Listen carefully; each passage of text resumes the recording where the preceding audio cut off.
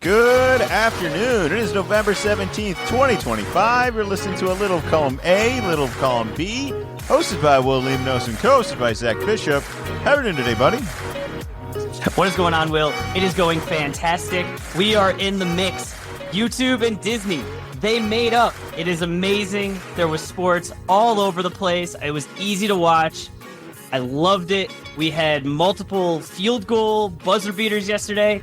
We had multiple NBA overtimes yesterday. That was just Sunday. Friday night, we have late night college basketball. That's just a nice little surprise, a reminder that you never know when a great game's going to break out. As long as you stay up late enough, you can watch it.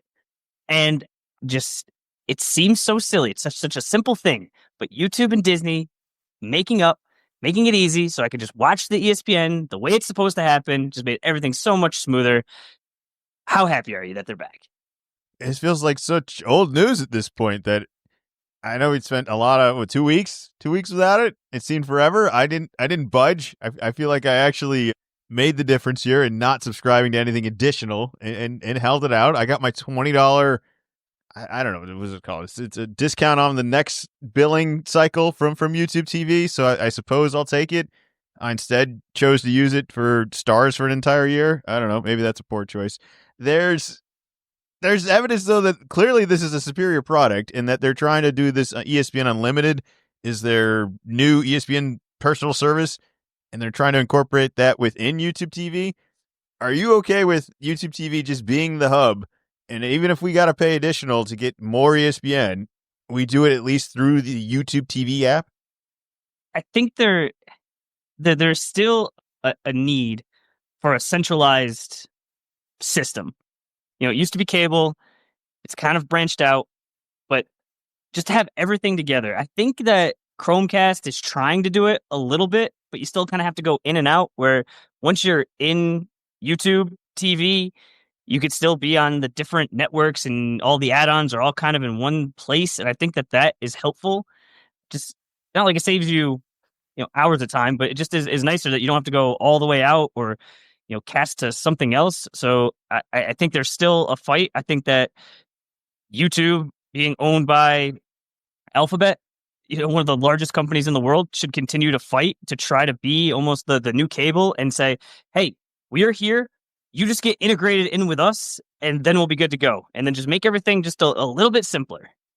Well, it's hard to say they're both greedy, corporate, whatever, but there is at least a feeling that YouTube TV does care about us to some degree. At least, do you feel that way? I feel like that we wanted the quad box. We got the quad box. We wanted to be able to pick our own quad box. We're able to pick our own quad box. Like, I mean, what limitation are they not doing? Meanwhile, ESPN was the last upgrade ESPN ever did. What was the last thing that was like, no, this is better. This is cool. Like, there's no features. There's no stats. There's no extra bonus sideline thing. You can't switch back and forth easily at all. I mean, even the Amazon stream the other day, they have the ESPN doubleheader. I'm watching the first one thinking this is the Amazon NBA channel. The next game should start right now. The first game ended. I had to close out of that and go open the second game. Like, who's watching TV like this? I obviously have also, who's turning down the views doing that, by the way? Like, 90% of the views in cable are just overlaps where you're just throwing that away by not allowing this to continue on to the next game on the same stream. I don't have solutions for all of this, but all I know is that YouTube TV doesn't have any of those problems. It's a really big difference maker. I'm happy to have it back, but it does feel like really old news at this point. Like, it's back to the way it was. I haven't even looked back. It's college basketball everywhere. It was glorious the way that it happened. It was almost the reverse of how it went out. It went out Thursday late at night, and then it just all of a sudden it was Friday evening, and the rumors were spreading, and then it was back, and it was there, and it was just nice little Friday night present. As well as all the DVR. Was your DVR restored? Mine was. My old DVR was restored. The items that were aired during the pause were not. So a little disappointed there, but kind of, I would even call myself nitpicky on that. If you give yourself enough time, and if you're confident it'll re-air, it'll re-record. Like, it'll always update. So if you wait long enough, it'll probably re-air again, and it'll be in your library soon. Right? I don't know. Isn't that how sports work? I think so. I don't know. This is the main one that I was looking for was the F1 race from last week. So I think that might be out of our depth on how simulcast British TV on American TV, how that gets re-aired. I think I might just be out of luck. I'm ready to take it on. All right. I might be better at that than these NFL picks. There were some heartbreaking games here where I might have felt a little overconfident in some situations. And that was just deceiving and just taken away from me. And now I got to go back into it again. Here is another week where you were just a couple picks ahead of me. However, there was so many scenarios in which this could have maybe even slightly gone my way. But another good week for you. Anything to gloat about. Once again, I think you beat the group by 2 picks this week too. So that's even more of a big jump. And I don't feel the need to gloat. When you win every week, you expect it. I've been there before, so I could just, I go along with it. But I would like to just point out that football was awesome this week. Thursday was awesome. The first games were awesome. The later games were awesome. Last night was a little bit lackluster. We'll see about tonight, but I feel like we've had a couple of stretches where, 1:00 games are just not quite there, and then you think, oh, at the 4:00, and then all four 20-point blowouts. Where today, just everywhere you turned, it's like these are all one-score games. I was locked in, and it was a bunch of fun. They were good games. I don't know if they were played by good football teams, but they were good games. I'll give you that. They were close games. That's fair. You were at the game Thursday. Night game. How cold was it? It was not cold at all. No? That is not trying to be a tough guy. I was trying to explain it to a guy from work who lives in Florida, where we're from here. So when you know it's going to be cold, you dress appropriately. So I didn't show up in t-shirt and shorts and then go, oh man, it's really cold. It was, low 40s. Luckily it rained a little bit earlier in the evening. By the time game time started, it was clear. But I mean, I went in with ski jacket. I had ski hat on. I had hand warmers, and I had extra liner pants. Because I'm thinking, well, I'm not really moving around too much, but as we're going, I know when we go skiing, like I'll wear that jacket and it'll be more in the 20s and I'm good to go, no problem. So for this, it was just more I was going to be standing around. And to be honest with you, got there a little bit late, just haven't been to a lot of the Patriots games, so didn't judge my time very well. So we were walking quickly with all this stuff on.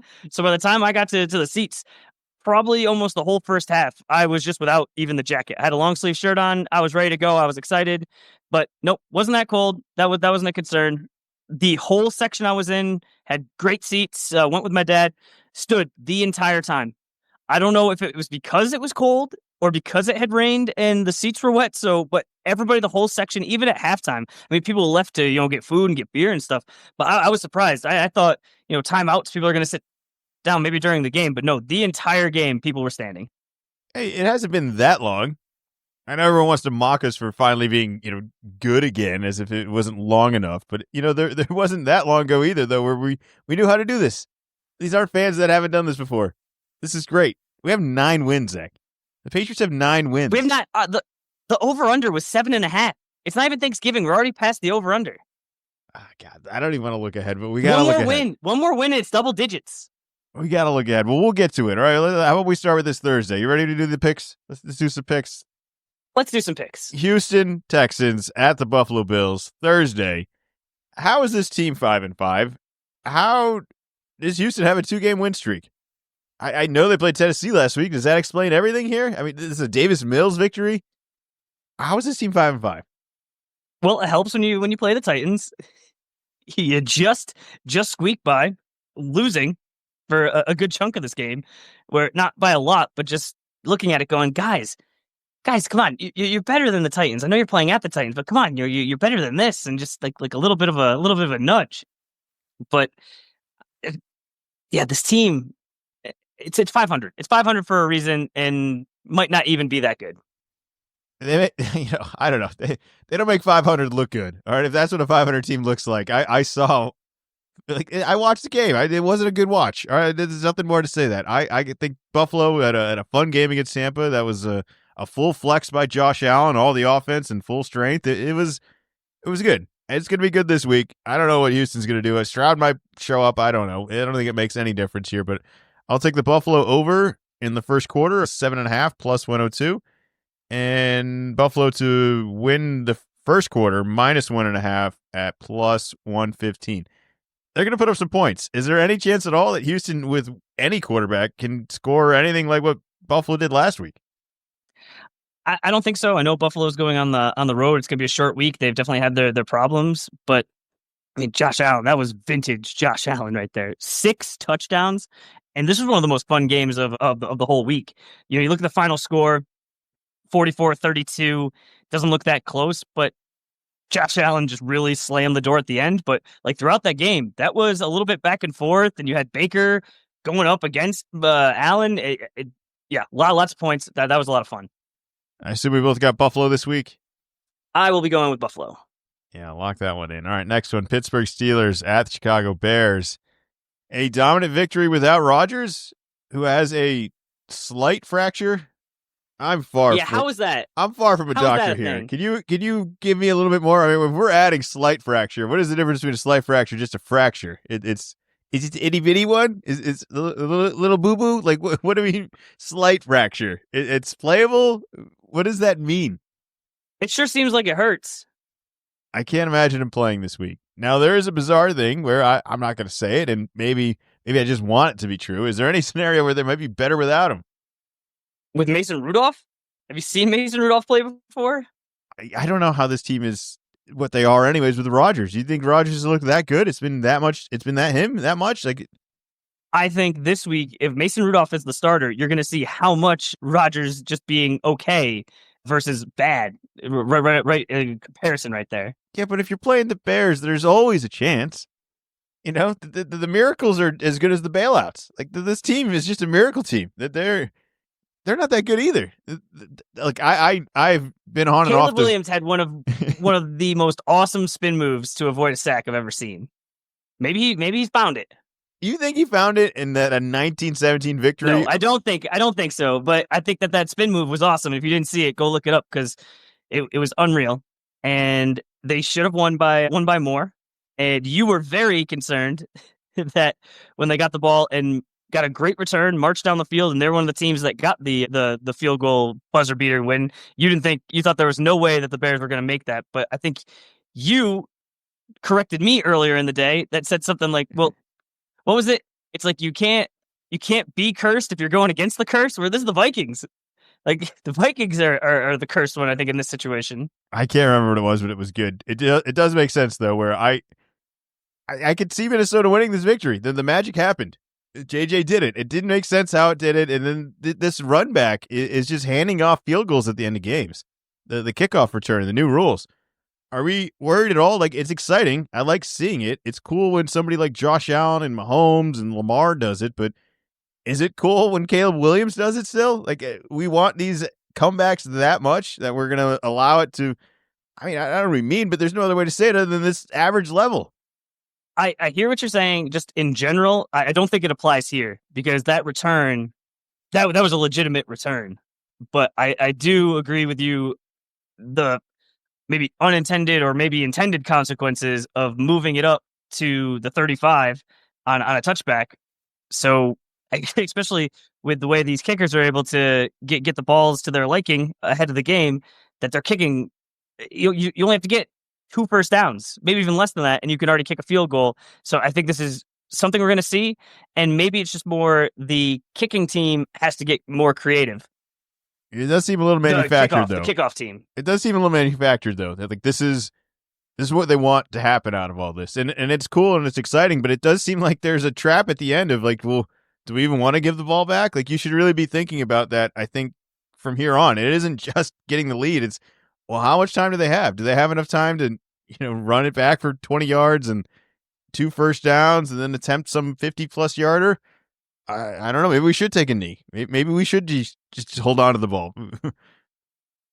I think that teams might have to get more aggressive, and maybe that'll work out. But I think it's going to take a little while to get the analytics to see what happens the majority of the time. What type of team are you playing? And I think it's really going to be on the kickoff team, both having to be good to sure tackle and not allow a 45. 50-yard return, but also as the kickoff team, maybe you are kicking it higher in the air, or you're kicking it to different corners or putting different spin on it or something to get more creative. All right, so you got the Bears? I'm going with the Bears. All either right. quarterback, but it really seems like it's going to be Mason Rudolph. I don't know how you play with even a little bit fractured wrist. I'll go with the Bears as well, who have only a slight advantage, but not much. The Rodgers thing.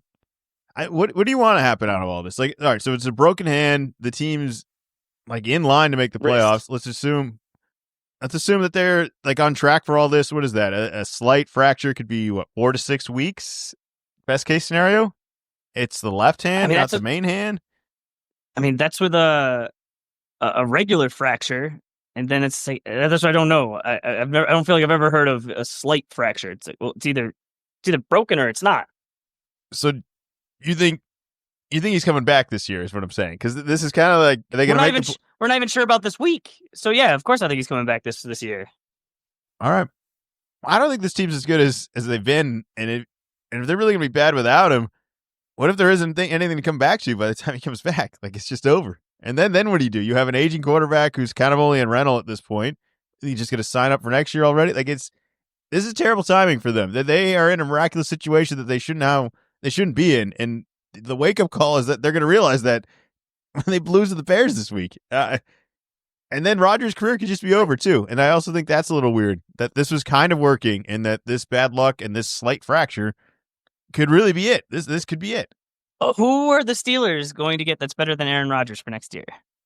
I don't know. Remember, this Steelers team that has had the Rudolph experience, has had the Kenny Pickett experience.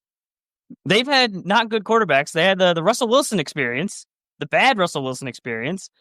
So for them, even if it's not Aaron Rodgers in his prime, an average Aaron Rodgers, an adult behind the wheel, is better than, well, these guys can't throw at all.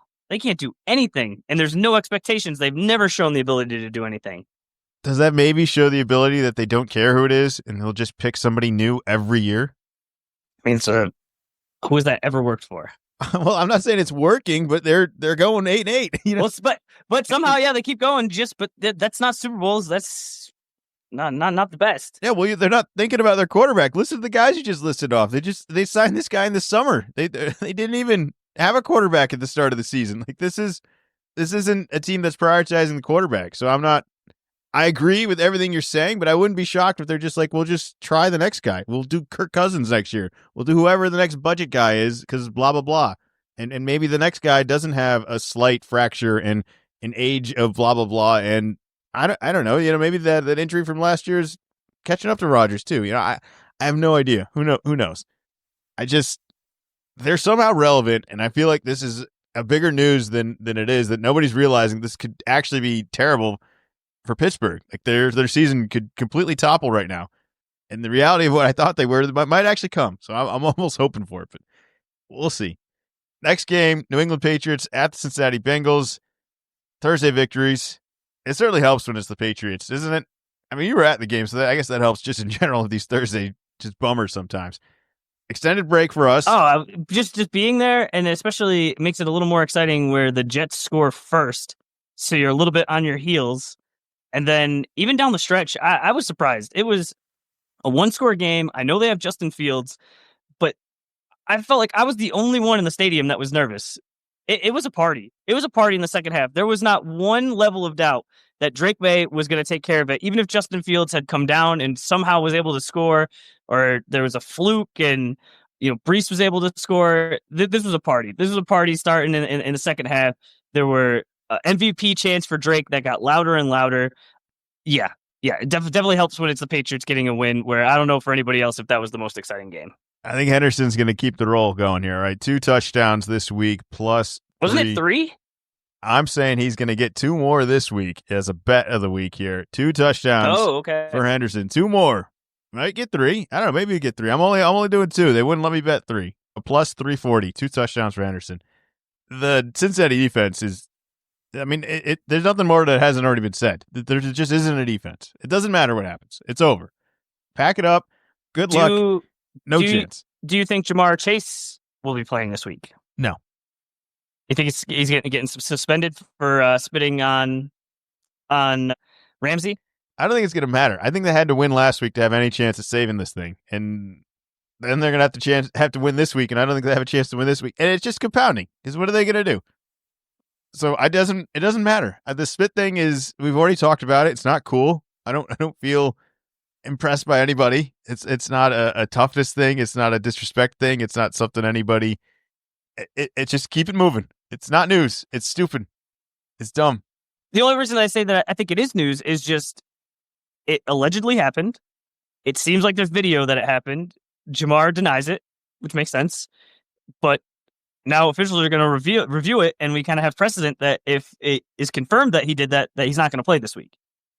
You think that's the proper ruling for that? Is that he should be suspended for an entire game for spitting at a guy because he would have been tossed had they caught him at the moment? I'm saying there's been precedent this year that if you were caught spitting on somebody, you miss a game. I agree with you. You just said you just thought he wasn't going to play. I didn't think he was going to play. Like he was going to give up. Like the season's mailed in. Like they're all packing up. They're looking for tickets. You mean like he'll be out there, but he's not. Yeah. No, they're looking for tickets. Going through the motions. Dude, Cancun on 3. This is the week that kicks in, and that's the start of it. If he's suspended this week, yeah. Oh, I mean, okay. Well, I was thinking their bags are packed, man. He's already got sunscreen on. Not allowed to play. I don't think you could do that in football. What? You can't quit? Not the same way you could do it in basketball. Well, maybe as a wide receiver, you can get away with it. Well, I suppose I'll be the one to tell you, and maybe them. They might already know. It doesn't matter. They don't have a choice. If they had a choice of being good, they would do it. They don't possess the power to do it. This team is not capable of it. This defense is definitely not capable of it. I mean, even if Burrow was back, we would be doing this every week saying, wow, look at Burrow. Look how awesome Burrow is. If he only had a defense, blah, blah, blah would happen. Like, there's not even a relevancy of being like, well, if we just, this one missing piece of a quarterback is not the missing piece of this team. This team has so many missing pieces. They did not put up the points this week that they had been putting up. So it doesn't matter. And I don't want to talk about spitting anymore. Is that fair? Can we do that? I don't want to see it anymore. I don't want to see it on the TV. It sucks. Can we all just stop doing it? I will join. No, I won't spit. Well, just not at people. It's not. This is regular decency. This is. This is a lot of pressure because we're going to hang out tomorrow outside for a majority of the day, and I'm probably going to forget this. So it's not on purpose. You better not forget this. You're not going to forget the consequences of some things, all right? I'll say that. Next game, New York Giants at the Detroit Lions. Actually, did we do picks? Did we both got the Pats? Pats. New York Giants at the Detroit Lions. You know, they probably have a little bit bigger of an issue other than a coach here. I mean, Dayball's gone. Winston is starting. I mean, is there anything more New York than that situation right there? All right, so we have a new coach. We've got Winston starting, and it kind of goes well, and it doesn't really go well. It's a classic Winston story. I don't need to retell it. We've already seen it happen a million times. Classic Winston. It's exactly what we were all looking for. It's still entertaining, isn't it? I still like it. Like I'll still watch the show. It's a guilt watch. It's not a prestige TV. You know, it's a guilty pleasure. He's at least going to take shots, which is fun. And sometimes it works and sometimes it doesn't. But it's a lot more fun than the conservative approach. You know he's going to have the pregame hype-up speech, and that comes out everywhere. And you just never know what he's going to say on the microphone, whether it's in the pregame or in the postgame. So I say the Giants are having a terrible season. Have him out there so there's at least a little bit of fun. There's a little bit of, hey, we might win this game. They had a chance. It was picked off in the end zone. But you never do actually win the game. It's a really false hope that he's selling you. Like it's a Winston religion for 3 quarters, and then it just disappears in the fourth. It's the perfect tank. It is. It's the perfect tank. You get to have some fun. You get to see some deep passes. You see the ball in the air. You get excited. You look, and sometimes it's good, and sometimes it's terrible. But then at the end of the day, the Giants, they lose just like they want to, so they can get a pick. So while neither of us were shocked by the Winston performance, it was exactly as we expected. The Detroit outing was 9 points. I mean, is anyone home? Is there an offense here where it's like the Philly weirdness like rubbed off onto Detroit? It was like, what is going on? I don't. Where did everything go? Is anybody there anymore? Like I know the coach is gone. Did they just stop playing offense? I was glad that the NBA stepped up and we had three almost back-to-back-to-back overtime games because this game was brutal. It was just three and out after three and out, and the NFL does the commercials after every punt, and it was just commercial, commercial. There was no flow to the game. The Eagles were able to piece a little bit together, and then they make it interesting at the end with some interesting decisions by Sirianni. But I'm starting to wonder if the Lions have some problems where they can run it up on the bad teams, but they can't compete with the good teams. Yeah, maybe. The good news is they play the Giants this week. That's one of them bad teams, right? Oh, I think they were going to run it up big time this week. Yeah, I think Gibbs is good for 2 touchdowns. It's a 2-touchdown week. All my bets are 2 touchdowns. Anytime 2-touchdown Gibbs plus 270. I don't know what else to say about Detroit. We've already said it. Like, the coach is gone. We knew they weren't going to be as good as last year. There's not entire panic of all this. I think there's still something to be said that they lost by 7. It's more astounding that this team is being held to 9 points all of a sudden. But there are only the Packers can win by more. Yeah. Well, it's still not the greatest Philly showing. That was my bigger concern. It's not the best Philly showing either, though. And the other thing is, this is like a movie trailer where the trailer's better than the actual movie. Like, the Detroit versus Philly Sunday night, this should have been awesome. Like, I want my money back on how terrible this actually was. 9-16. I mean, I'm here picking on Detroit. Why should Philly feel any better about any of this? They didn't play that well either. Because Philly is number 1 in the NFC, and they're coming off a Super Bowl. That's why they can get away with this. Yeah, maybe they could read some books on the sidelines. All right, they can be efficient. I'm not saying that there's no problems, Get but some that's work why this situation's a little different than Detroit's situation. Well, like I said, good news for Detroit. I play the Giants this week. Lock in Detroit. Who you got? Yeah, I'm going the Lions. This is my lock of the week. Next game, Minnesota Vikings at the Green Bay Packers. The Magic Man, J.J. McCarthy.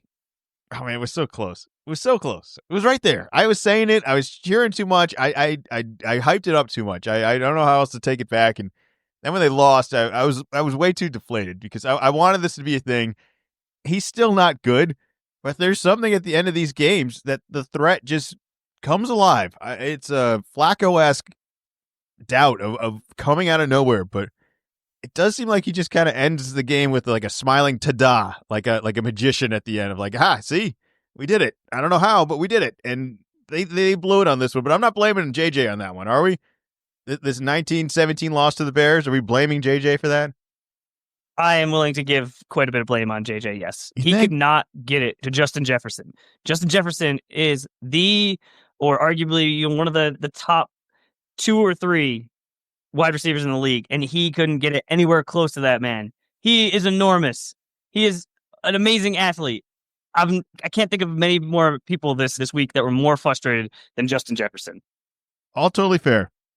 I also can't imagine being on a job and having a coworker that had that much just like outward emotion, especially with JJ being so young. Where like for Justin Jefferson, like you don't think he's trying his best, like you think he's like doing this on purpose, and just it seemed multiple times they're showing Jefferson on the sideline slamming his helmet, just exasperation on his face, just so much frustration, just can't even hide it. So when they let Caleb Williams do all that stuff at the end of the game, that's on JJ, right? They couldn't do anything about any of that stuff. They couldn't. You only get 50% of your completions. You got 2 interceptions. You just don't get off the hook. All right. No, look, he didn't play well. I don't want to defend him as that. I just don't think that he's entirely to blame for it. As if they'd plug in somebody else in here, this game outcome would have been drastically different. It's like the defense didn't play anything special. They could have dominated this game. Nope. It's fault. It's fault all around. But JJ is one of the main culprits. But he doesn't play defense, so he got him in the position to win the game, and special teams and the defense did not close the door. Well, has he got any magic in him this week? Does he have any chance at Green Bay? I mean, I think he's got a chance, but I'm going to go with Green Bay. He hasn't shown me enough. There's been flashes, and maybe, but I just think Green Bay at home, and I think Green Bay might be tricking me, but I'm gonna take the risk of them tricking me versus JJ surprising me. I'm going with Green Bay as well. Just buckle up, Green Bay. All right, let's do this. Let's be the team that everyone thinks they're going to be. Take care of business, and let's just figure out this offense. Or Starting to get cold. That's supposed to be an advantage for them. yeah, well, maybe Not against the JJ Vikings, but just in general. JJ coming into town is maybe just what they need. Next game, Seattle Seahawks at the Tennessee Titans. This is another one where everyone's all over Darnold, right? Darnold, here we are. He's exposed. He's back. All this interceptions. They lost by 2 points and a missed kick attempt. We're gonna put it all on Darnold. We're blaming him for everything. It's nothing else went. The ball didn't bounce right for anyone else. It's just all on Darnold. I agree he didn't play well, but you lost by 2 points and a missed kick. I still think he deserves a little bit of credit here against a Rams team that I do not love, but ultimately should have my respect of being a pretty good team. So what do we got for Darnold this week? Are we happy? It all turned into a pumpkin? Are we celebrating this? Well, I'm not celebrating it, but when did you turn into somebody that everybody needs to be praised? And oh no, it wasn't that bad. He had 4 interceptions. It's bad. It was bad. You're working at the restaurant. You drop 1 plate full of food. Happens every once in a while. People, when you drop your 4th plate, they're kicking you out. You got to go home. Something's wrong. You're sick. I don't know what's going on, but you can't be carrying plates anymore. So I'm not kicking him off, but 4 interceptions. That's way too many. He's got to get it together. I think the Seahawks can be a competitive team. I think they could be, dangerous in the playoffs. But if he just plays like this, and there was a stretch in those 4:00 games where it was just turnover, picks. I was calling it interception Sunday. It was all over the place. Usually interceptions kind of, more on the rare side, and it's exciting. It just kept happening. In a half-hour stretch, there had to have been 4 or 5 of them. All that's concerning. My biggest concern is that I'm giving him credit that they got the kickoff. They shouldn't have got the kickoff.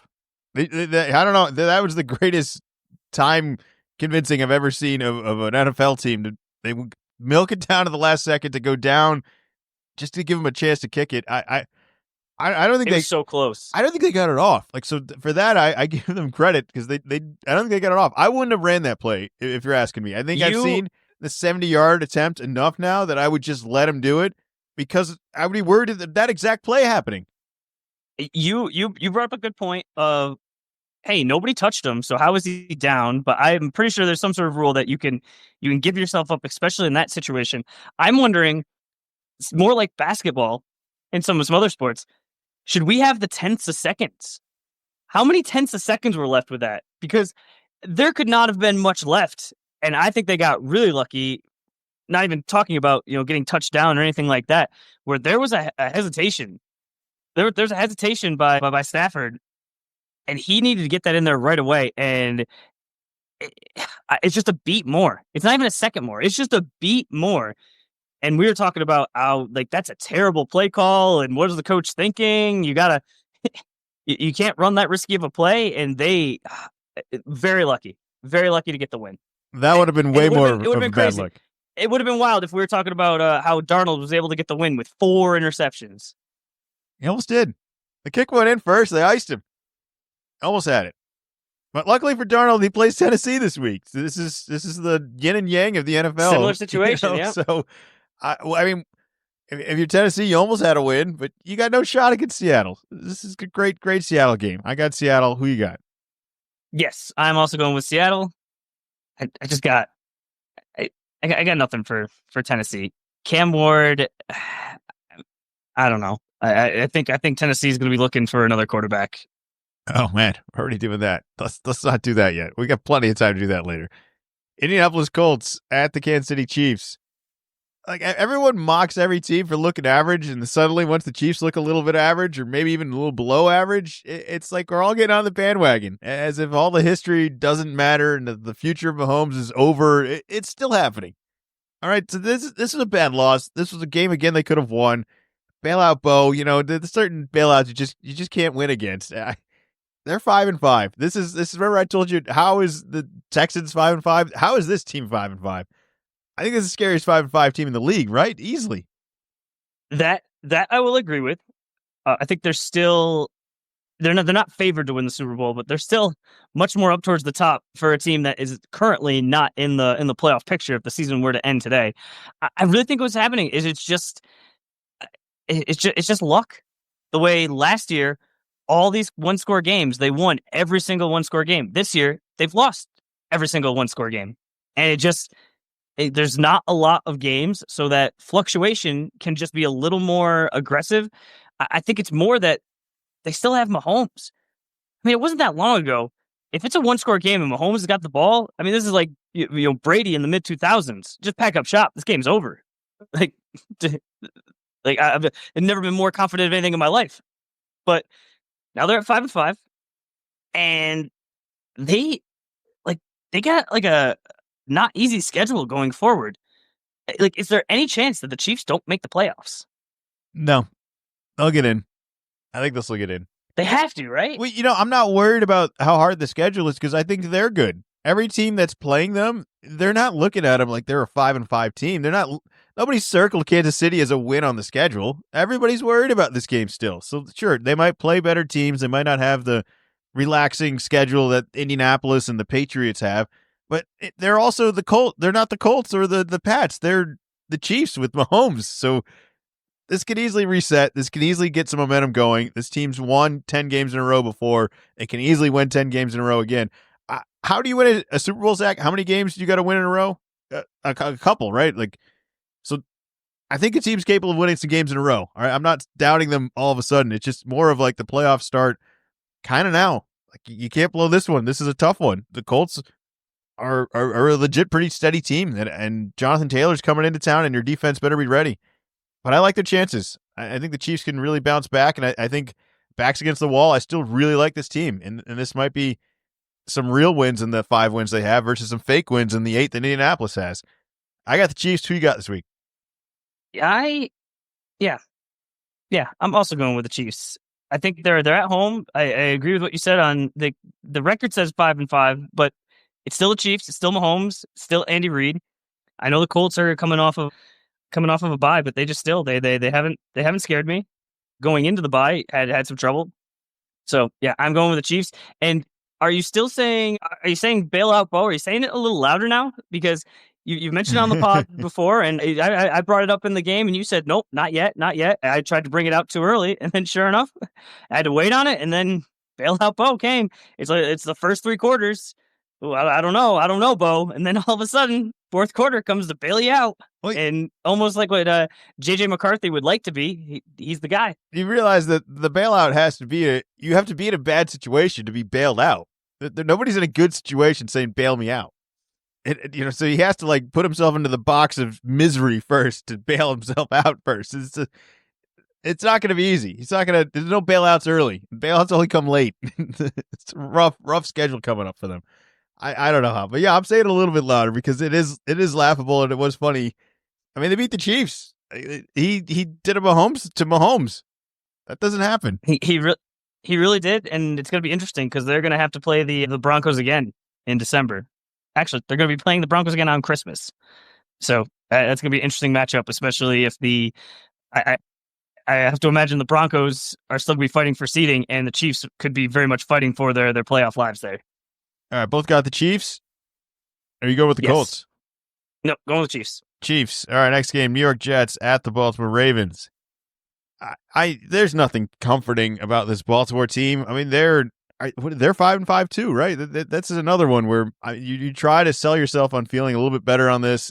It just doesn't look great. I know Lamar's going to be back and playing better, and I just don't feel good. This doesn't have the same feeling that I feel about Kansas City. I don't feel good about anything here. Even with the win, I didn't feel great about it. I thought Cleveland really got to them defensively and should be credited for that. But that also might reflect that this isn't the same Baltimore team. I don't know what's wrong with it, but they're just not. Luckily, common trend to today's podcast. Who do they face this week, Zach? Your New York Jets. Well, you saw them up in front in person. What can you tell us about them? Well, they've decided, I think, I don't know exactly how many times this year, but again, they've decided they're going to change quarterbacks. Justin Fields has been benched. They're going to try Tyrod Taylor again. Cool. I don't think that's really going to matter much. I'm going to go with the Ravens. I did not love how they played against the Browns, although I do think the Browns' defense at home is just a little bit different than when they play on the road. When Myles Garrett gets rolling, he is just an absolute menace out there, and he was a menace on Sunday. But just some of the stuff, it just didn't look quite what I was hoping. I thought it was a little more of a get right game. You're going against the Browns, division rival, but maybe this you just had to wait a week. This is the get right game. Go against the Jets, get over 500, start making that turn. It's getting cold. Get to the playoffs. Let's hope so. I got Baltimore as well. Just can't pick the Jets, but this team's got problems still in Baltimore. It's not just some injuries. Even with Lamar back, didn't have the same punch. Maybe we'll have more punch this week. I don't know. We'll feel better. Speaking of punch, next game, Cleveland Browns at the Las Vegas Raiders. This defense can still turn up. You talk about Myles Garrett. There's a Shedeur debut here. I'm very impressed by the defense. I think that alone, without even mentioning the offense, should be enough to win this Raiders game. Anything else to add, or do you want to do the Shedeur thing? What do you want? What do you got about Cleveland? I don't have much to say. I mean, he's a third string quarterback. He had to go out there and try to play once Dylan Gabriel got the concussion. So probably not sure whether which guy's going to play, but doesn't matter to me which guy plays. Sight unseen, I'm going with the Raiders. Browns on the road, it's just different. Nope, I got Cleveland on the road. That defense last week was giving Lamar all sorts of problems. What the hell are the Raiders going to do to that? Like, even if it's half of that, I don't think they have any reason to show up. I mean, Shadeur's going to have to hand it over to them, which is another thing. I don't think the Raiders defense He'll be is happy stable to do it. You think you're going to give the Raiders credit of just saying Shadeur's going to hand it off to them? It doesn't matter that it's the Raiders defense, that any defense could pick off Shedeur. I don't know, maybe, but maybe Shedeur will be awesome with a full week of practice with the first team. I don't know. He's just going to be taking sacks going the other way, and that's going to be the common trend here. But as long as it's not interceptions, and as long as that clock keeps ticking, I give that defense all the credit in the world to win this sort of game. Maybe not every game, but this sort of game. This is the first of the 4:00 window. What percentage of screen time is this on Red Zone? Oh, no. I mean, it's the earliest one. So is it the kickoff and then it's the drive until the I guess the next game also starts at 4:05. So it might just be the kickoff. It might be, but I'll say maybe in between the first quarters when maybe there's a lot of commercial breaks, they'll say, here's a highlight of Myles Garrett sacking so-and-so 4 times. And it won't be Red Zone, but that'll be the this game highlight on Red Zone. Is this a good time to bring up the Red Zone complaint, or should we save it? No, go ahead. It's your podcast. What's wrong? So, beginning of the year, we were warned it's no longer going to be commercial-free football 7 hours. It's going to be football, and there's going to be commercials. But they said, don't worry about it. Don't worry about it. We're not going to interrupt game flow, and it's only going to be, what? I can't remember what they started with. I don't remember if it was 60 seconds or 90 seconds, and almost they were gaslighting us, going, what? You think it's going to be a bunch of commercials? No, we would never do that. There were definitely way more commercials this week. I didn't see much online, so maybe I'm just imagining it, but it felt like there were more times. They're jumping in. They still have the big screen one. That one, more fine with, because it doesn't actually interrupt. But there are points. There are plenty of points where it's halftime, and so there's only one game going, and you can do it while everything's at commercial. And usually they'll bring Hanson in. He'll say a little something. There is time for a 30-second commercial there. But they just interrupted during the game. It wasn't while a play was physically happening, but I'm listening to Tom Brady make a point, and they just go to a 30-second commercial, and I totally missed whatever the point was. So I don't like that they stuck the little wedge in, and if we don't push back, they're just going to run all over us, and it's just going to be commercials all the time. What I don't understand, in between every play. They already have so many commercial opportunities. Why are they squeezing one on where we're on broadcast? That's what I don't understand. Why are we the show when the broadcast cuts to commercial? Show an ad then. Like I don't care. Like why are we doing it when the game is actually on? This is a channel that used to believe the complete opposite of this philosophy. No commercials, and instead here they're shoving a commercial down your throat while you're trying to watch the game. It's not the same. It's not a good trend. I'm telling you, I think within a year or two, I could just have AI do all of this for us. I think within 4 or 3 years, I think we could just have our own Red Zone, and it'll just do it all for us. Probably won't have Scott Hansen, or at least AI Scott Hansen will be kind of scary. I don't know what that'll be, but I'm not happy. I'm not happy that this is such a premium paid product. That this is the result that we're getting. It's really going the other direction. I really feel a money grab at this point, and I don't know. I don't know what other options there are. I mean, we used to have another red zone option on DirecTV. We liked this one so much that we eliminated that one. Maybe we should have competition for this. Maybe we need one more red zone on some other network. Is that something that should be But the entertained? rights, like it's like impossible to do that. It's not like just somebody can just come in and take that. So it's just unfortunate because there's nothing we can do about it. We're gonna watch Red Zone. We're gonna watch football on Sundays, and I don't like that I was lied to. And they tried to say, "Oh no, don't worry about it. Like, it's 30 seconds. How bad could 30 seconds be? You're overreacting." And now Well, that was it the just whole is point happening all the time. of red zone is because football has a lot of ads. I think that's the biggest complaint for people that don't like football is that there's not a steady flow. There's a lot of breaks. There's a punt. And then there's 3 or 4 commercials. And when there's another punt, there's 3 or 4 commercials. So this was a way to kind of get rid of that. And to offset that, there was a price involved that was higher than the regular price for a game. And I don't care how high the price goes up. I want it to be commercial free. That was what I was paying for. I wasn't paying for you to switch the channel for me and then just show different ads for me. I can just do that myself. I can watch the own ads. It's crazy to me that I'm paying more for their ads to be shown to me now. Like that's wild that we've come that far from And what the original red zone was. There's not even an option. Like not like League Pass would have you can go the lower tier and you can have commercials, or you can go the higher tier and you get the in arena, where it's just okay. Well, how much more do we have to pay to just not have commercials? We have this with a lot of streaming services, or they kind of went the other way where there was no commercials, and they added in commercials, and then you could pay less for those. But there's got to be it would be nice for them to offer a solution, but I think that they know they got us, and there's nothing we can do. Yeah, they can On to offer football, on to the picks. one more package, one more tier next year. Next game, Jacksonville Jaguars at the Arizona Cardinals. I don't understand. Can you help? Like, what happened? 35-6 against the Chargers. The Jacksonville Jaguars lit them up. It wasn't even close. I'm speechless. What is going to happen this game? Like, it's all right. They beat the Chargers. Not my biggest fan, not the biggest fan of that team. Not the biggest threat, but I didn't think Jacksonville could do that. I thought they would do that to like Arizona this week. What's Jacksonville going to do this week to Arizona? They just ran all over them. I'm going to pick them this week because I'm not picking the Cardinals, even though I think that Trey McBride has looked very good the past few weeks without Kyler Murray. But I think you may have poisoned me. I think you might be telling me that the Jaguars are awful, terrible, no good, but they're winning more games than they're losing. And the Cardinals, they're losing more games than they're winning, and so I'm going to keep picking against them. So I am going to pick the Jaguars. It's a record-setting day for Jacoby. He had more completions than anyone ever. No comment for that? That was last week. All right, yeah. That was last week. You're right.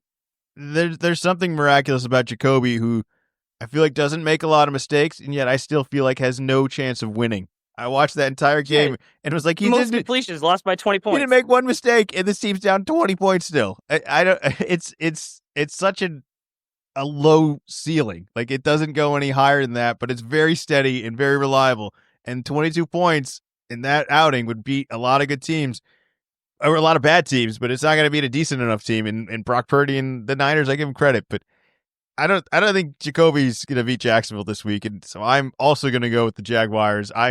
I'm not a believer in it. I'm not a believer in it. Bring us down. Sure. You know what? This is it. This is the one I can't guess correctly. And now that I'm on the bandwagon, it will sink and it'll come back. And now you're going to sink us. Lawrence is going to remind you that he shouldn't be a starter either. That's what's going to happen of all this. All right, next game, Philadelphia Eagles at the Dallas Cowboys. I mean, just take the win. This team is so weird. This is such like a successful, weird team vibe. Like what's a successful like company that's making billions, but everybody's miserable there? Is that all companies? I don't know. Maybe that's the Philadelphia Eagles. They're good, right? Like, is this team good or not? I really don't understand the AJ Brown part. Where I get you would like the offense to be better. Sure. They tried to feed him a little bit more because there was extra negativity. But it's not like you're barely winning any games. He said winning's important to him, but like, well, tell your face. You're coming off a Super Bowl. You're number one in the NFC, and it just does not feel good. I don't know why. It feels like there maybe should be some okay, we got to be striving to be better. You can't rest on, last year's wins, but you're winning games this year. But it seems like it's no fun over there. The offense is not doing as well. Saquon Barkley isn't doing as well. Hurts isn't doing as well. And I just don't know why AJ Brown feels the need to just be such a focal point. Just almost like the Justin Jefferson thing of, do you not think everybody else is trying really hard? Do you think like this is on purpose? It's just, I think we've seen this from wide receivers before, but it's almost been like in different situations. And it's bizarre. I can't understand it. They're not going to sink too low, though, right? They're not going to sink down to Dallas. They're not going to lose at Dallas, right? Or maybe they will. I don't know. They could have lost. I don't think they are. I think they're going to figure it out somehow. They're See gonna have how Dallas. I assume Dallas is going to beat the Raiders tonight, but whether they win by a little or they blow them out, I don't think that's really going to change it this much. But I just think the Eagles are a better team than Dallas, and it could easily be exactly what happened this past week. Of they beat another good team, and it's just not by enough for us. And so we go, not so great. And they're looking at us, go, we won again. Like that's what their fans are saying. We won. Bunch of cheaters. All right, I'll take the cheaters as well. I think Philly's just a better team. They did get called for multiple false starts on the tush push yesterday. Oh, justice. Even it out. It's like, well, it already happened. They already got away with it 7 games in a row. What difference does it make? How many Super Bowls are they going to get now? It's cool. Call it now. It's great. I just don't understand how it wasn't called before. They reviewed one time already this year and still did. It's insane. And then they just keep running it, too. That's the other frustrating part, is that they have no shame in it. No shame. All right, both got Philly. Next game, Atlanta Falcons at the New Orleans Saints. Do you remember when they paid Cousins a lot of money to be their quarterback? And now they're like horrified for him to start a game for them? You remember that? Remember when they thought this was a good idea? It's pretty bizarre. Is it also bizarre that there's this Drake London injury optimism of like, it's a knee injury, but it's not that bad? What does that mean? I feel like we heard the same thing with Josh Jacobs, where he went out, but after the game is, hey, it's not a big deal. And then today kind of confirmed that not a big deal. Don't worry about it. That's not comforting at all. That's like, hey, doc, my knee still hurts. Don't worry about it. It's fine. It's going to be all right. What are we doing about it? What's wrong with it? We'll give you something for that. Don't worry about it. Don't worry about it. Well, you're worried about it this week. I'm not worried about the Saints, but without Allen and with, I think, a likely Cousins starter, what do we got this week for Atlanta? I'm going with the Saints. Saints are at home. I don't think the Falcons are particularly good, even with those guys. And now they're not going to have them. So, yeah, give me the Saints coming off a bye. They're healthier. I'm going to believe the optimism in that the Falcons actually are going to play Drake London. No big deal. Just don't worry about it. I was told not to worry about it. I'm not going to worry about it. Yeah, just don't worry about it. Why would they lie to me, Zach? Why would they lie to me? They wouldn't lie. They would never lie to you. Yeah. Next game, Tampa Bay Buccaneers at the Los Angeles Rams. It's a tough loss for Baker. But, again, this is still a team that put up 32 points against a respectable Buffalo team. And that could still get better. I mean, how many wide receivers can they have back? How many running backs can be healthy for them all of a sudden? So there is still hope for this team. It is kind of a brutal schedule now, though, where they go from at Buffalo to at LA. LA coming off a big win. I mean, this team's got 8 wins in the Rams. I don't really respect them, but somebody's got to get these wins, and maybe they're just that somebody. How many wins are they going to get this week? Can they get 2? Can they get 1? How many can they get against Baker? I think the Rams are going to win. I think Baker was able to use some of his magic, but now he's running into these better teams, and it's a whole lot harder. So, yeah, they're going to continue this losing streak. Yeah, the Rams look like they're in a little bit more of they look locked in. I think there's some loose ends on the Buccaneers still. Baker is still electric to watch, but they're just missing a lot of their skill position players, and just at a certain point, it just becomes too much. And we should talk about the Rams more. I always kind of poo-poo them, but they do have 8 wins. Puka's out there. He makes a difference. Kyron's out there. What can we say about the Rams? Well, they're playing really well, but we saw this past week they got real lucky getting it at 1 second and not at 0 seconds, and us just giving them a hard time today. Next game, Carolina Panthers at the San Francisco 49ers. I don't know. It's fine. Welcome back, Purdy. He's going to win. I think McCaffrey will have some touchdowns in this game. I got the Niners. Yeah, the guy. We should talk about that. Healthy and has looked amazing all year and continues to look amazing. Christian McCaffrey. I don't think we're talking about him enough. I got him this week. 2 touchdowns for McCaffrey, plus 200. Plus 200. They're always expecting it. That's how likely it is against the Panthers. All right, anything else for the picks? Any other bets? So my bets for this week, it is Chiefs, Colts over 49.5. I think both quarterbacks are going to come out. I think both offenses, they're going to want to sling it around, kind of a little bit of back and forth down the stretch. What is your official pick for the week? Let's do Henderson.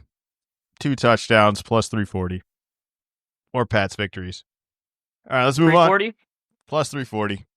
Let's move on. 340. And to recap last week, I have a little bit of a win streak going. I had the Pats Jets under 43.5. And unfortunately, Henderson scored too many touchdowns, so the defense did not score a touchdown. No, they did not. They wanted to. They really did. All right, next topic here, college football. It's a real lockdown sport here. Lots of security bumps. You know, we got to watch out. Got to protect. I don't know who you're protecting. I don't know. I don't know what happened in that game here. College football. We're getting into it. We got ESPN back on YouTube TV. A lot more playoff stuff getting closer here. What happened this past week, and what do we got coming up this week? Big highlights from this week are Notre Dame destroys Pitt at their place. Texas A&M down 30-3 at the half, and then just immediately after the halftime says, "Nope, no, we're not messing around." Comes back, gets the W, stays in the driver's seat for the college football playoffs, and then Michigan just squeaks past Northwestern. But those were the big games coming up. The biggest last week. This week coming up, we have not a lot. This is the week before Thanksgiving, so a lot of the teams are scheduling cupcakes. There's going to be a lot of blowouts, so that way, the week after Thanksgiving, big rivalry week, so you want to be fresh for your rivals. But we do have a couple of some juicy matchups. At 7 o'clock on Saturday, we have Pitt at Georgia Tech, ACC matchup, and then we also have BYU at Cincinnati at 8 o'clock. One of those cupcakes won't be a cupcake, is my guess. One of those cupcakes is going to cost somebody a season. Oh, do you have anybody in mind? No, I don't. I'm not following. But it does feel like that's like, what are we going to talk about next week? We're going to talk about like, wow, you won't believe out of nowhere. It shouldn't have been a game. Nobody was watching. And then by the end of the night, everybody was watching and something went crazy. All right. Well, I don't want to get, line by line here. We're getting deep into the podcast, but just to point out a couple of them, it's Ohio State is playing Rutgers. That line is 31.5. The number 3, Texas A&M, they're playing Samford. That is Samford, not Stanford. Samford. There's not even a line on the game. Samford is 1-10 on the season. And Georgia will play at number 5, will be playing Charlotte. That's a 45.5 spread. Alabama at 4 will be playing Eastern Illinois. No spread there because it's going to be such a beatdown. And so you're not wrong. You're not wrong. If it happens, it's going to be a very, very big surprise. But this is not this is a 2-touchdown big surprise. This is this might be the worst loss in program history kind of upset. All right, I'm calling it. That's All it. right, I like it. I got no more input. College basketball. We did it. We're back. Biggest win this week? Houston over Auburn or UConn over BYU? Oh, I was going Louisville over Kentucky. Oh, all right. Well, tell me why you think that was such a big win. Well, what did Kentucky do to be so valuable? I think it's more that Louisville has been bad for a long time. I think Kentucky has just been tuning up Louisville on a regular basis. It's called a rivalry. I guess they live near each other, but it has been just Louisville shows up and Kentucky goes, well, pretty good. See you next year. So Louisville's in control for the majority of this game. And then down the stretch, they get real tight and they let this slip. And then it got even worse where they missed something. What was it? Was it 8 free throws in a row? I believe it got to at least 7. I think they missed 7 and they made their 8th and just lucked out that Kentucky did not, kind of kept taking these desperation shots and not one of them went down. This was a very takeable game for Kentucky down the stretch. And just luckily for Louisville, they did not take it. Big win. It was a good game. I don't think either of those teams are as good as Houston or Auburn, maybe at this point. I was very impressed with the UConn win, though. To advance down BYU, I need to see more. It's good. UConn, another one that they just let it slip a little bit down the stretch, but UConn was very much in control of that game for the majority of it. And then BYU was able to make a push, but yeah, UConn was very much in control. I'm very impressed with UConn. I hate how good they still are. It feels like it should be over. You just think like the momentum would fade away, that they didn't reload, and it's like, no, they just get more guys. Another team that I think needs to be brought up in the podcast, the Stojakovic in Illinois, the Balkan team over there now. That team's coming to play. That team's good. That team's going to be good at end of games. They're going to be physical. I think they're going to have good shot selection. That team's big. I'm impressed with that team too. I'm definitely keeping an eye on that. Who are we keeping an eye on this week? What games are on the radar? We got two big ones tomorrow, Will, down in New York City.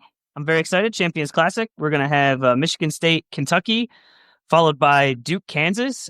Those are both going to be excellent matchups. Good tests for all these teams. Then later in the week, Thursday, we're going to have Arizona at UConn, and that is at Stores. So that is not in Hartford. That is actually on campus. So that's going to be a loud gym. That if you're a UConn fan, you got to get yourself to there because that's going to be fun for you. And then on Friday, we have Wisconsin versus BYU. And kind of similar to football, but rather than it being rivalry week the following week, Thanksgiving, big tournament time. So a lot of teams are traveling. So it's kind of a little bit of a lull. Still got some good matchups, but a little bit of a lull before, feast week coming up. And there's going to be basketball on during the daytime. And you can just sit there and you can eat your turkey and it's going to be glorious. We didn't talk anything about Duke.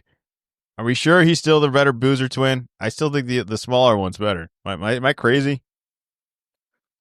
Did you watch any of the games? They're not really games, all right? I'm sorry. You got to play somebody better than a high school team for me to watch you, all right? He looks good.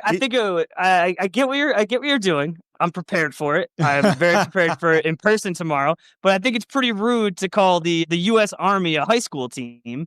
That just seems mean to do on Veterans Day. And I'd argue this more, but we beat them by 50 plus points on Veterans Day. So maybe we were the more disrespectful one than you are. Paint right me now. as the criminal here. Yeah, you're the victim. Yeah, you victimize yourself.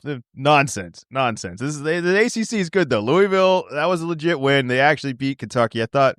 I assumed Kentucky would blow it if they were going to lose, but I was actually walking away more impressed with Louisville, as you already kind of mentioned here. But there's some other teams in the ACC too that can be a little sneaky here. Is there anyone you want to hype up? I know it seems counter to what you should be doing. I know you want everyone in the ACC to lose, but nobody's taking this conference seriously anymore. So you need to kind of boost up some other teams. So who do you want to boost up this week in the ACC? Well, the problem is that Boston College is headed in the wrong direction. They're not looking so good. But I guess if there's one team to kind of boost up that maybe not a lot of people are talking about, haven't played anybody yet. The schedule is definitely going to get a little more difficult coming up. They're going to be playing Auburn in December. Is NC State.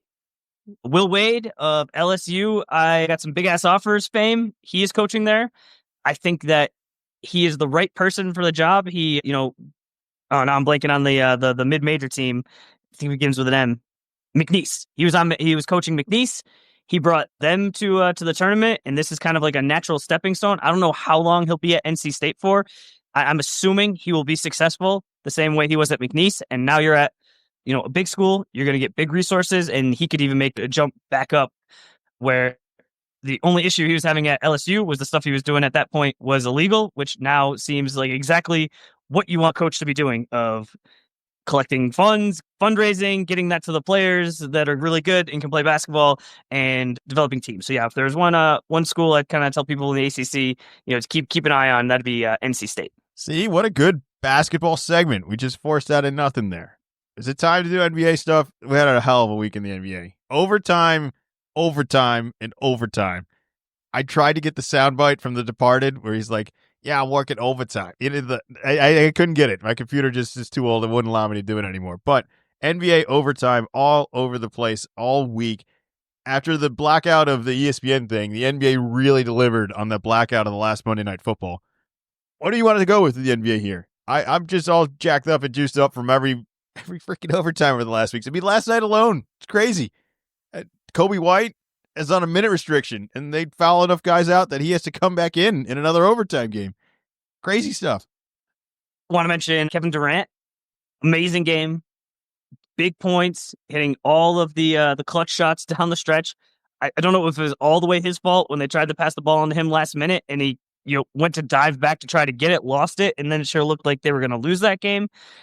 Mavericks are still not very good. Anthony Davis is going to be out another 2 weeks, but I think that Cooper Flagg, I think he's starting to figure it out. Well, they got rid of Nico Harris, and that's kind of the news of the week. That was a big one. It's big news for sure. I don't know if it's expected or unexpected, where it's just as soon as the trade was made, it's like, well, that's what you wanted to happen. And now Luka is doing awesome with the Lakers and will be for forever, probably. And now you have, Anthony Davis, who was traded last year, has barely played a little bit at the beginning of this year, is hurt. It's like in 2 weeks, maybe he'll come back. Coop has already played more minutes up for the Mavs than he's done in their careers, which is just kind of crazy, where we're not even at Thanksgiving. The season's just barely started. But yeah, like I'm seeing out of Coop. And you were the one kind of front running this is, another Duke guy, Con Kadipple.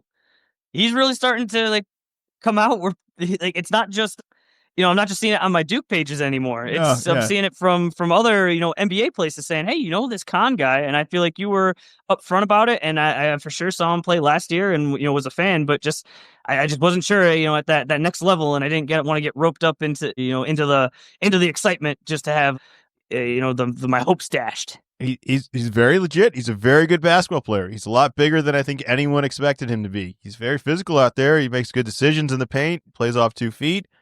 He's just easy to play with, too. I don't think that can be said enough that of just how complimentary of a player he's going to end up being. All right, NBA question I got for you. Which streak is going to go longer here? Detroit's got a 9-game win streak or Washington's 11-game win streak? Which one goes longer? Losing streak. Losing streak. Losing streak for Washington, winning streak for Detroit. Which one goes longer? Well, if I'm thinking it's going to have to be the Washington's losing streak, because they just played the Nets, who are, arguably the second worst team, and they lost to them. So you can't go much lower, where the Pistons, they could get tripped up. I don't see them losing to the Pacers tonight. Man, the Pacers Pacers only have really one rough win. Washington and the Pacers are the only really teams rough in the league with one win. The only two. Which I knew they were going to struggle. I don't want to make this too much Pacers-Celtics comparisons, but there was definitely some talk coming in about both losing our stars. The situations are different, but just both struggling. But there's 500 struggling, and then there's one win kind of struggling. Injuries. I mean, Neesmith's not playing now. I'm going to go with the Wizards. The Wizards' losing streak is going to go longer, because I'm looking at it, the Pistons schedule. I don't even need to look at the Washington schedule. They're playing the Pacers tonight, and then after that, they're at Atlanta, at Milwaukee, at Indiana, at Boston. Plenty of rest for those, but I'm just thinking 4 road games in a row. That's just a lot to go 4 for 4. Well, it should be a fun Detroit team, right? They're competitive. I don't know how far they're going to run away with this East here, but they seem to be in control of what they're doing right now. I don't know what Washington's going to do. I actually liked a lot of the Washington moves. I actually like that they're a little bit more of a respectable basketball team now, but it just doesn't matter. It's Washington. Doesn't make any sense. Respect isn't how you win games. Now, Curry's leaving Under Armour. You seem to think that's big news. Is that a big deal? I think it's a big deal. He's taking his Curry brand with him. I'm just interested in how that works, where him going to Under Armour had a huge number of elite athletes at one point, and now it seems like they're kind of losing them, or they're aging out. And I just wonder what their kind of future is. Puma's coming in with some of the younger guys, New Balance with the younger guys, and are they on the way out? I don't think they're on the way out. I do think if you're Curry, do you need Under Armour at this point? Is that necessary? I mean, he already. There's no way he grew up with the dream of being an Under Armour. He just chose to be them, and then now he did it for as long as he had to, and he doesn't have to do it forever. I mean, who says you got to do it forever? The other athletes have switched up. Is it more shocking that he didn't switch for anyone else, that he switched for himself? Is that the story here? Maybe you're right that now you get to a certain level and you don't need the company anymore. I just wonder how it works, where who makes your shoes, who makes your apparel, or do you just get almost like a ghost shop and it doesn't really matter? You slap the logo on it and you're good to go. All right, last little shout out. Remind everyone to subscribe. Little column A, little column B. You can find us wherever you get your podcasts, on Spotify, YouTube, Instagram. You can follow Zach on his X account, which is Wicked Z-Man 24. Did you really enjoy Wemby versus Draymond? I did. Was that a satisfying dunk? I did very much enjoy that. out of bounds, just dunked all over him. Then their jaw and Draymond's got to look all the way up into the sky. Yes, I enjoyed that very much. Very, very much enjoyed that. OKC just keeps rolling. I can't believe they're going to have the Clippers pick this year. It just seems unfair. They shouldn't be allowed to have picks anymore. They're too good at using them too. These aren't just picks in other teams' hands. They're in these guys' hands. They don't miss on any of these picks. It's crazy. Craziness. Clippers are terrible. Clippers are bad. We'll be back next week. Little column A, little column B. This is some in-person college ball this week. Good luck, Kentucky. It's going to be a low-scoring game, Zach. Buckle up.